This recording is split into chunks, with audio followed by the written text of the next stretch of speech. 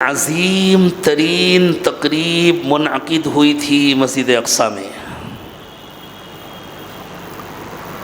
جب رسول اکرم صلی اللہ علیہ وسلم کا معراج کا سفر ہوا تھا۔ معراج کا سفر تو مسجد اقصیٰ سے شروع ہوا ہے۔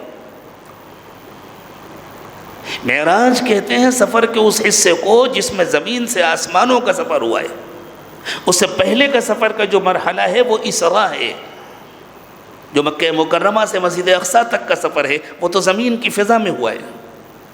اسی لیے اس پورے واقعے کو سیرت کی زبان میں اسراء اور معراج کہتے ہیں۔ عرف میں اردو والوں کے ہاں دونوں کو معراج کہہ دیتے ہیں۔ تو معراج کا سفر شروع ہونے سے پہلے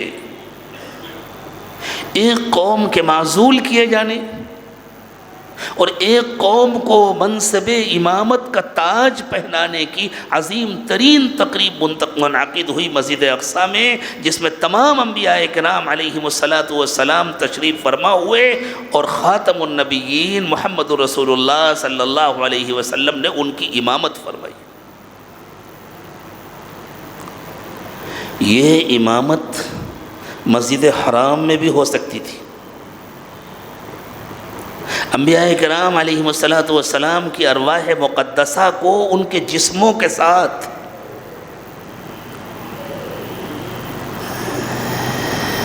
برزخ سے اس دنیا میں لا کر حقیقی زندگی کے ساتھ جس طرح اللہ تعالیٰ نے اپنی قدرت کاملہ سے مسجد اقصیٰ کو میں جمع فرمایا، اللہ کے لیے کیا مشکل تھا، مسجد حرام میں بھی جمع کر سکتے تھے۔ اور فاصلہ کتنا ہے مسجد حرام سے مسجد اقصیٰ کا، مکہ مکرمہ سے فلسطین کا فاصلہ 1 سیکنڈ کا بھی تو نہیں ہے۔ آپ کا سفر تو براق سے ہوا تھا نا۔ براق کو براق اسی لیے کہتے ہیں کہ وہ برق رفتار ہے، اور برق کی رفتار 1 سیکنڈ میں 3 لاکھ کلومیٹر ہے۔ روشنی کی رفتار 1 سیکنڈ میں 3 لاکھ کلومیٹر ہے، اور مسجد حرام سے مسجد اقصیٰ کی مسافت مشکل سے 12 یا 1300 کلومیٹر ہے۔ 3 لاکھ کلومیٹر کی رفتار سے 1 سیکنڈ میں سفر کرنے والی روشنی 1200-1300 کلومیٹر کتنی دیر میں پہنچے گی؟ کتنے حصے کرنے پڑیں گے 1 لاکھ کے؟ طلبہ جوڑ لیں اپنے موبائلوں پر، معلوم ہو جائے، ہزاروں حصے کرنے پڑیں گے، اتنی دور کا فاصلہ ہے۔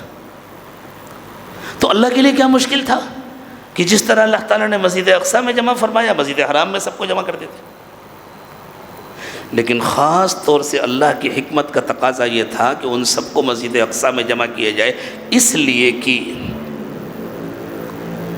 جس قوم سے امامت لی جا رہی تھی،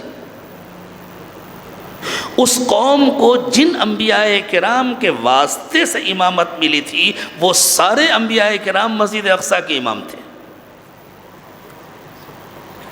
اور جن کو امامت دی جا رہی تھی، ان کو جس نبی کے واسطے سے امامت دی جا رہی تھی، وہ مسجد حرام کے امام تھے۔ تو کسی کے ذہن میں یہ آ سکتا تھا کہ چونکہ یہ سارے انبیاء کرام مسجد حرام میں تشریف لائے اور یہاں کے امام حضرت محمد صلی اللہ علیہ وسلم ہیں، اس لیے انہوں نے حضرت محمد صلی اللہ علیہ وسلم کے پیچھے اقتداء میں نماز پڑھی۔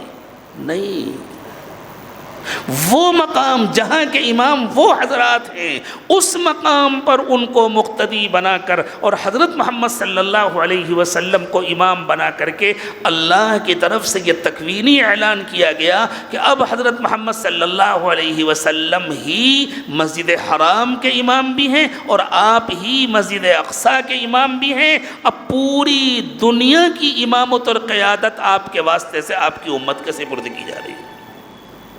اب سب مقتدی بنا دیے گئے، اب صرف مقتدی ایک ہیں، اب سب مقتدی بنا دیے گئے، اب صرف امام ایک ہیں، آپ ہی امام الانبیاء ہیں، آپ ہی امام الرسل ہیں صلی اللہ علیہ وسلم۔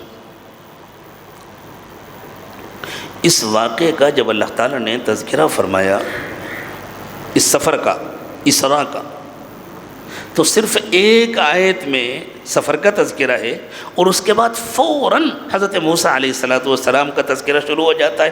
سبحان الذی اسریٰ بعبدہ لیلا من المسجد الحرام الی المسجد الاقصی الذی بارکنا حولہ لنریہ من آیاتنا انہ هو السمیع البصیر. اور اس کے فوراً بعد وَآتَيْنَا مُوسَى الْكِتَابَ وَجَعَلْنَاهُ هُدًى لِبَنِي إِسْرَائِيلَ أَلَّا تَتَّخِذُوا مِن دُونِي وَكِيلًا. آگے فوراً اللہ نے فرمایا ہم نے حضرت موسیٰ کو کتاب دی تھی اور اس کتاب کو بنی اسرائیل کے لیے رہبر بنایا تھا اور ان سے کہہ دیا تھا کہ اللہ کے سوا کسی کو کارساز مت سمجھنا. یہ کیا چیز ہے؟ یہ خاص ہدایت ہے اس امت کو کہ دیکھو جن سے یہ منصب لیا گیا ہے ہر وقت ان پر نظر رکھنا کہ ان سے کوتاہی کہاں ہوئی. اگر یہ کوتاہی تم سے ہوئی تو تم بھی انہی کی طرح معزول کر دیے رہو گے. فرق اتنا ہے کہ ان کی معزولی ہوئی ایک نبی کے ذریعے اور ان کی جگہ دوسری امت تم کو بنا کر کھڑا کیا گیا. تمہاری معزولی جب ہوگی تو کوئی نئے نبی نہیں آئیں گے لیکن تم ہٹ جاؤ گے. تمہاری جگہ پر حضرت محمد صلی اللہ علیہ وسلم کی امت کو دوسرے افراد ملیں گے, ان کو اللہ تعالیٰ یہ مقام دے دیں گے. اور یہ ہو رہا ہے اس وقت دنیا میں. پرانے جا رہے ہیں, نئے آ رہے ہیں.